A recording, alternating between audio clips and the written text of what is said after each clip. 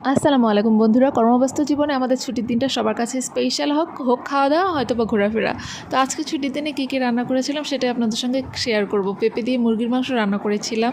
এর জন্য আমি একটা হাঁড়িতে তেল গরম করে তেজপাতা, দারচিনি, ফোড়ন দিয়ে পেঁয়াজ বাটা, মরিচ বাটা, আদা বাটা, রসুন বাটা, জিরা বাটাটা দিয়ে খুব ভালো করে কষিয়ে নিচ্ছি। তারপর উপরে তেল উঠে আসলে কিন্তু আমি এখানে টমেটো বাটাটা দিয়ে দিচ্ছি। আপনারা টমেটো কুচিও দিতে পারেন।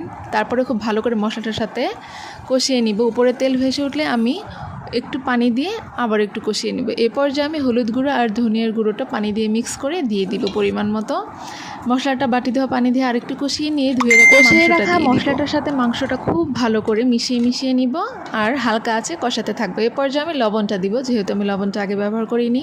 মাংস থেকে পানি বের হয়ে আসবে, 7 থেকে 8 মিনিট মৃদু আছে কিন্তু আমি এই মাংসের পানি দিয়ে মাংসটা অনেকক্ষণ কষিয়ে নিব। পানিটা শুকিয়ে আসলে আমি 80% সিদ্ধ করে রাখা পেঁপেটা দিয়ে